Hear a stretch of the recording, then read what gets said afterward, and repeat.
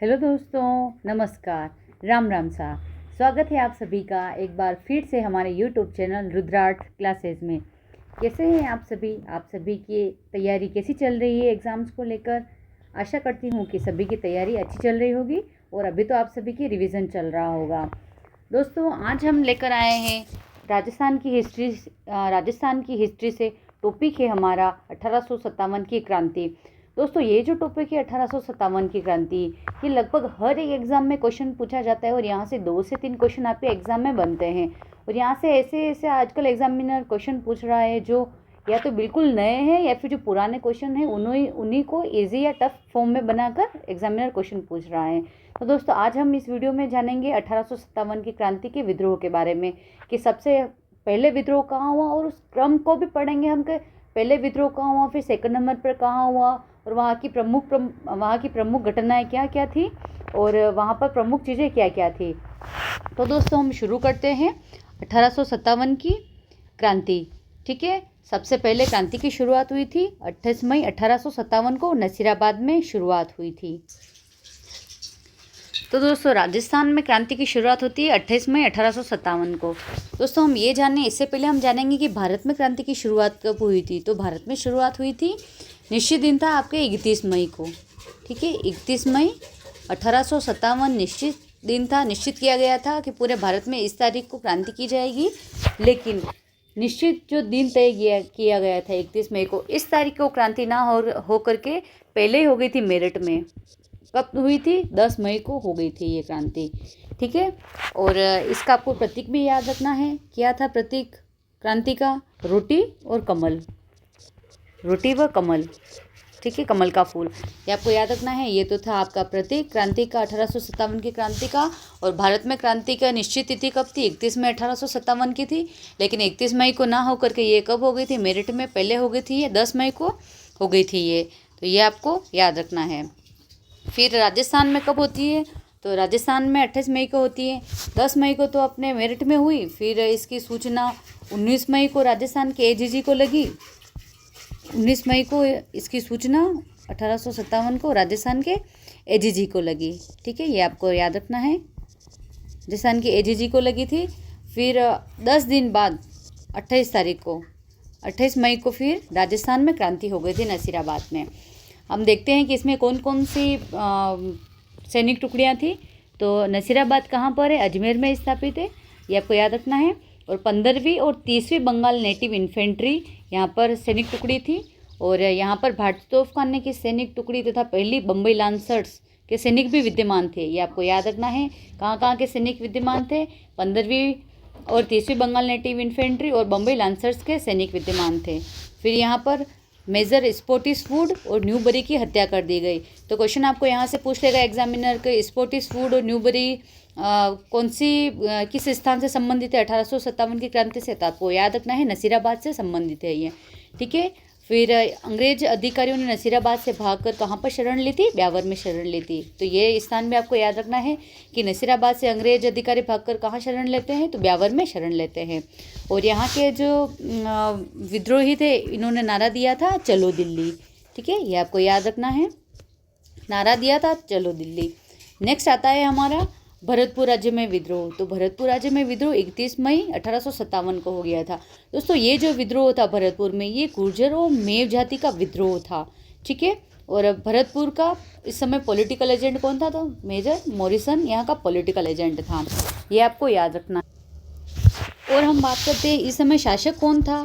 तो भरतपुर का शासक कौन था? जसवंत सिंह थे। ठीक है, जसवंत सिंह जी थे, जसवंत सिंह। ठीक है, पॉलिटिकल एजेंट मेजर मॉरिसन और शासक जसवंत सिंह। ये आपके इम्पोर्टेंट नोट्स हैं, ये आप वन लाइनर में आप अच्छे से पढ़ सकते हैं। अगर आपको और भी डिटेल पढ़नी है तो आप डिटेल और भी देख सकते हैं आप, लेकिन ये दोस्तों मेन पॉइंट है, इनके बाहर आपका क्वेश्चंस नहीं पूछा जाता है। ठीक है, फिर नेक्स्ट आता है 3 जून 1857 को कहाँ पर विद्रोह हुआ था? तो नीमच में विद्रोह हो गया था। 3 जून 1857 को नीमच में विद्रोह हो गया था। कर्नल एबोट को चुनौती देते हुए सैनिकों ने, कौन सैनिक था? मोहम्मद अली बेग के नेतृत्व में विद्रोह कर शस्त्रागार में आग लगा दी जाती है यहाँ पर। ठीक है। और सैनिकों ने देवली छावनी को भी लूट लिया था। यहाँ के जो सैनिक थे इन्होंने देवली छावनी को लूटा था। ऑप्शन अगर क्वेश्चन पूछ लेता है कि कहाँ के सैनिकों ने देवली छावनी को लूटा, तो नीमच के विद्रोहियों ने देवली छावनी को लूटा।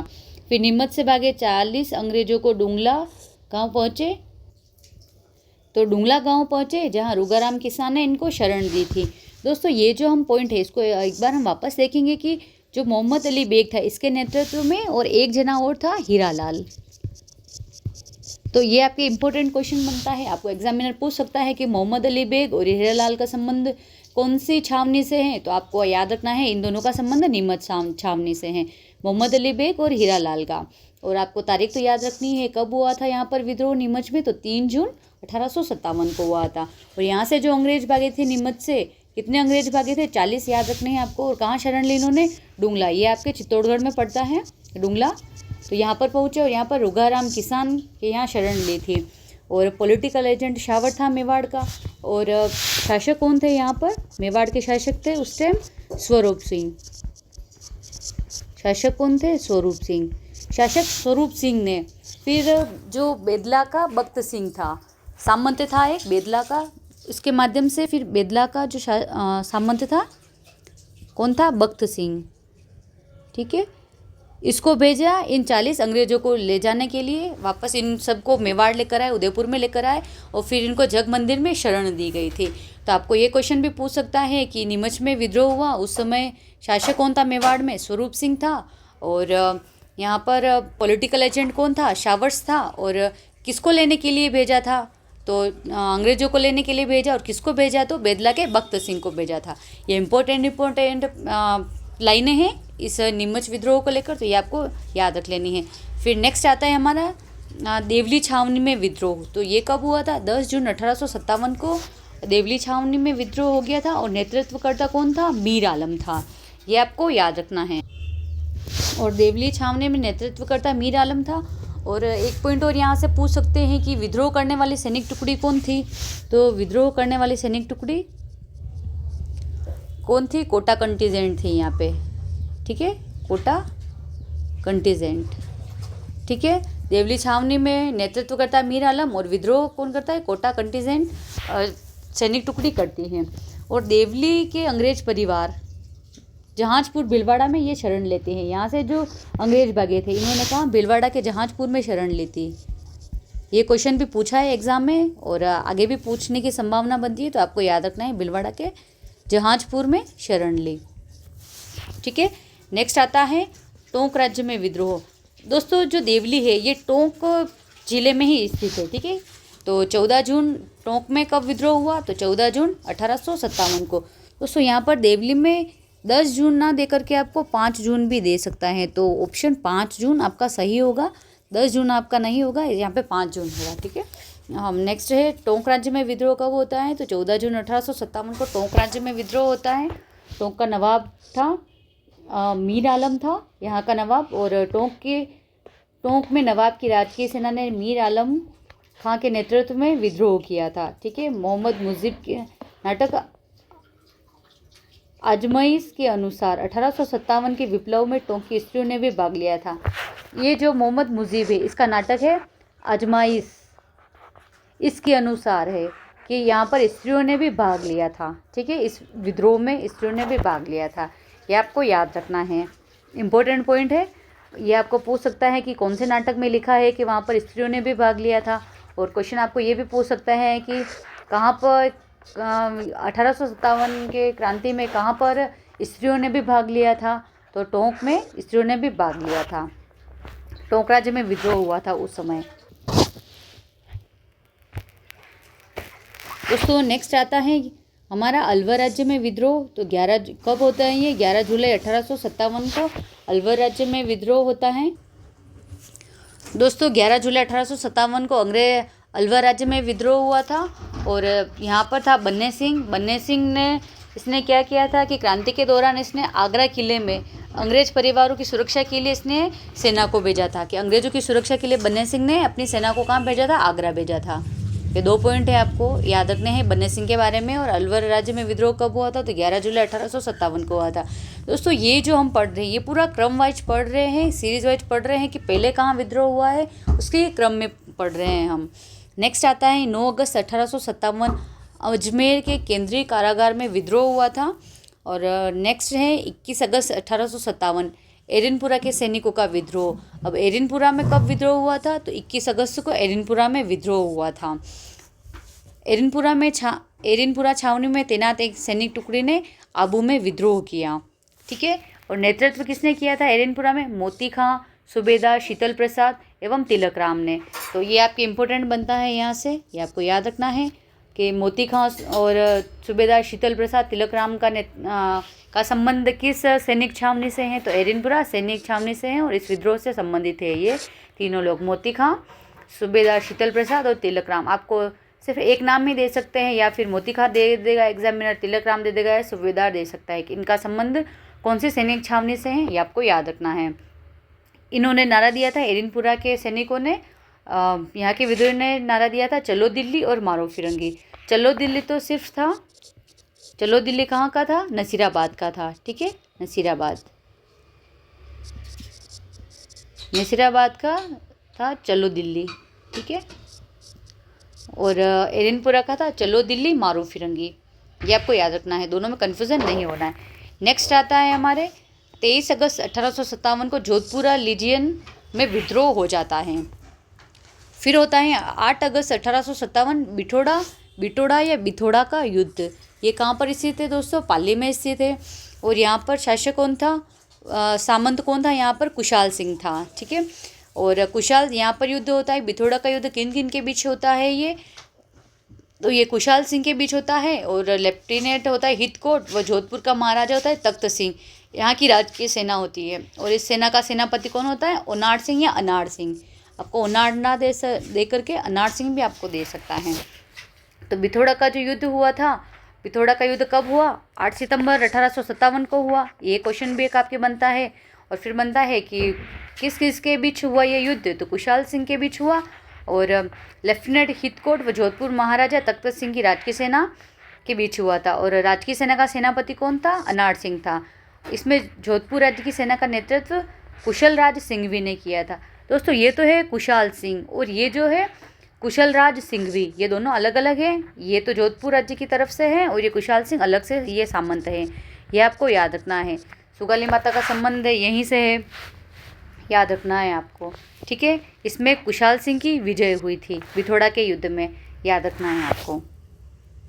फिर नेक्स्ट आता है 18 सितंबर 1857 को चेलावास का युद्ध हुआ पाली में। ये भी वापस होता है कुशाल सिंह के बीच में। और एजीजी था लॉरेंस एवं जोधपुर का पीए मैकमोसन था, इनके बीच में ये युद्ध होता है। और इस युद्ध को राजस्थानी साहित्य में क्या कहते हैं? गोरे और काले का युद्ध कहा जाता है इसे, क्योंकि काले तो अपने थे राजस्थान वाले, इंडिया वाले, और काले तो थे ये और गोरे थे अंग्रेज। ठीक है। इनके बीच में ये युद्ध होता है। और इस युद्ध को राजस्थानी साहित्य में क्या कहते हैं? गोरे और काले का युद्ध कहा जाता है। दोस्तों इसमें कुशल राज के साथ और कौन कौन था? जोधपुर लीजियन की सेना थी। ठीक है, जो क्रांतिकारी थे। ठीक है, जोधपुर लीजियन सेना थी। जोधपुर लीजियन सेना प्लस कुशाल सिंह, ये एक साइड में थे। और एक साइड में कौन थे? एजीजी लॉरेंस, और जोधपुर का पीए मैकमोसन था। दोस्तों यहाँ पर क्रांतिकारियों की विजय हुई थी। विजय किसकी हुई थी? कुशाल सिंह की, और जो जोधपुर लीजियन के जो सैनिक थे। ठीक है, यहाँ इसमें क्रांतिकारियों की विजय हुई थी। और कौन मारा गया था? यहाँ पे मैकमोसन यहाँ पर मारा गया था। और इसके मरने पर कौन सा वाद्य यंत्र बजा है? तो ये भी आपको याद रखना है। वाद्य यंत्र भी आपको याद रखना है कि मैकमोसन को मार के कौन सा वाद्य यंत्र बजाया? तो नौबत बजाया था। ठीक है। फिर नेक्स्ट आता है हमारा, फिर यहाँ से जो ये कुशाल सिंह था ये मेवाड़ की तरफ आ जाता है। ठीक है, मेवाड़ की तरफ ये आ जाता है कुशाल सिंह। दोस्तों आपको यहाँ पर वाद्य यंत्र भी याद रखना है, नौबत वाद्य यंत्र याद रखना है।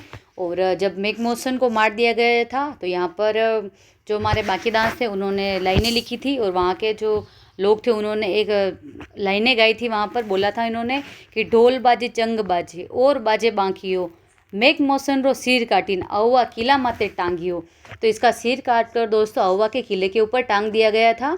तो आपको याद रखना है कैसे थे हमारे, देखो हमारे पूर्वज कैसे थे जिन्होंने गुलामी स्वीकार ना करके उन्होंने संघर्ष को चुना था। नेक्स्ट आता है धौलपुर राज्य में विद्रोह। ये कब हुआ था? 27 अक्टूबर 1857 को हुआ था। नेतृत्व किसने किया था? राव रामचंद्र और हीरालाल ने। ये आपको याद रखना है कि धौलपुर राज्य में विद्रोह का नेतृत्व राव रामचंद्र और हीरालाल थे, इन दोनों ने किया था। और यहाँ का शासक कौन था? तो शासक था यहाँ का भगवंत सिंह। शासक आता है भगवंत सिंह। और यहाँ पर नेतृत्व किसने किया था? राव रामचंद्र और हीरालाल ने किया था। दोस्तों धौलपुर एकमात्र ऐसी रियासत थी, आपको याद रखना है कि ये एकमात्र ऐसी रियासत थी ये जहाँ पर विद्रोही राजस्थान के बाहर के थे। कहाँ के थे? इंदौर के थे, और इंदौर व ग्वालियर के थे। जो विद्रोही आए थे वो बाहर के थे। कहाँ के थे? ग्वालियर और इंदौर के। विद्रोही भी बाहर के थे और यहाँ को वापस धौलपुर राज्य को विद्रोहियों से मुक्त करवाने के लिए भी बाहर से ही आए थे। तो मुक्त करवाने के लिए कहाँ से आए थे? पटियाला पंजाब से सेना आती है विद्रोहियों से मुक्त करवाने के लिए। तो यहाँ से आपके अच्छा क्वेश्चन बनता है कि कहाँ पर विद्रोह हुआ था? वहाँ पर विद्रोह करने वाले भी बाहर के थे और वहाँ से वापस विद्रोहियों से मुक्त करवाने के लिए भी सेना बाहर से आती है। तो ये था धौलपुर। ठीक है, धौलपुर जिले में विद्रोह होता है। यहाँ पर विद्रोह करने वाले भी बाहर के और विद्रोह से मुक्त करवाने वाले भी बाहर के थे। तो ये आपको याद रखना है। ठीक है, नेक्स्ट आता है 15 अक्टूबर 1857 को कोटा में विद्रोह होता है। तो कोटा राज्य में विद्रोह कब होता है? 15 अक्टूबर 1857 को विद्रोह होता है। अब यहाँ की इंपॉर्टेंट बातें क्या हैं ये हम जान लेते हैं। शासक कौन था यहाँ का? राम सिंह द्वितीय था। पॉलिटिकल एजेंट कौन था? मेजर बर्टन था। ठीक है, फिर लाला जयदयाल एवं मेहराब खां द्वारा क्रांति की शुरुआत की जाती है। तो कौन था? लाला जयदयाल और मेहराब खां। क्वेश्चन यहाँ से ये भी बन सकता है कि लाला जयदयाल मेहराब खां का संबंध क्रांति के किस स्थान से है? तो कोटा से संबंधित है ये। ठीक है, नेक्स्ट है विद्रोही सैनिकों ने पॉलिटिकल एजेंट मेजर बर्टन और उसके 2 पुत्र थे इसके तथा डॉक्टर सेडलर और वो कोटा डिस्पेंसरी के डॉक्टर सेविल कोटम की हत्या कर दी जाती है। तो सेडलर और कोटम का संबंध कहाँ से है? तो कोटा से है। ये भी आपको याद रखना है। विद्रोह में कहाँ से संबंध है सेडलर और कोटम का? तो कोटा से संबंधित है। बर्टन का भी पूछ सकता है कोटा का पॉलिटिकल एजेंट कौन था, या फिर बर्टन कहाँ का पॉलिटिकल एजेंट था, ऐसे आप क्वेश्चन पूछता है तो आपको ये याद रखना है। फिर राजस्थान में सबसे ज़्यादा सुनियोजित क्रांति कोटा में हुई थी। ये आपको याद रखना है, अच्छे से पॉइंट है ये आपके कि क्वेश्चन पूछ ले कि राजस्थान में सबसे ज़्यादा सुनियोजित तरीके से क्रांति कौन से राज्य में हुई थी, कहाँ पर हुई थी राजस्थान में? तो कोटा में हुई थी सबसे सुनियोजित तरीके से। और दोस्तों कोटा के बारे में आपको और भी इम्पोर्टेंट याद रखने हैं पॉइंट, जो एक आधे इम्पोर्टेंट पॉइंट्स और हैं वो आपको याद रखने हैं। पॉइंट है कि इन क्रांतिकारियों ने, यहाँ के जो क्रांतिकारी थे कोटा के, इन्होंने क्या किया था कि यहाँ का जो शासक था राम सिंह द्वितीय, इसको महल में नज़रबंद कर दिया था और कोटा का प्रशासन क्रांतिकारियों ने अपने हाथ में ले लिया था। फिर कोटा में एक मथुरेश जी मंदिर के पुजारी थे, कन्हैयादास जी, इन्होंने क्रांतिकारी और शासक के बीच में इन्होंने समझौता करवाने का भी प्रयास किया था, जो कि असफल रहा था। तो आप क्वेश्चन पूछ सकते हैं कि कहाँ पर पुजारी ने शासक और क्रांतिकारियों के बीच समझौता करवाने का प्रयास किया था? तो वो कोटा से संबंधित है। ठीक है, और यहाँ पर क्रांतिकारियों ने इन्होंने खाली कागज पर राम सिंह द्वितीय के हस्ताक्षर भी करवा लिए थे। फिर क्या होता है दोस्तों यहाँ पर कि 22 मार्च 1858 को 22 मार्च 1858 को करौली का शासक था मदन पाल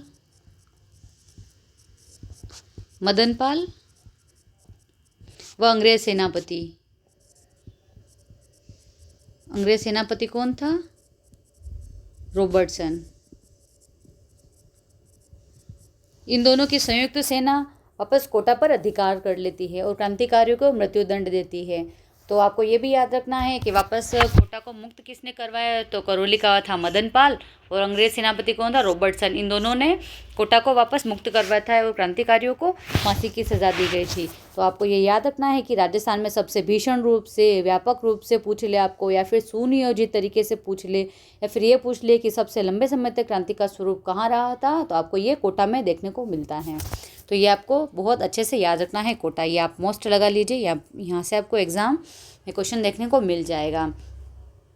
ठीक है, तो दोस्तों ये था हमारा महत्वपूर्ण और मुख्य मुख्य जो क्रांति हुई थी अपने राजस्थान में, स्थान संबंधित थे, ये कौन कौन से थे, तो ये इनके बारे में पढ़ा था हमने।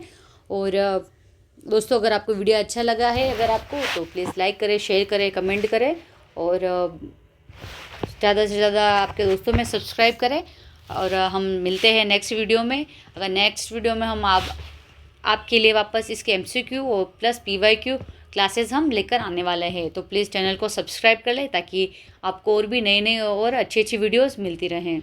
धन्यवाद।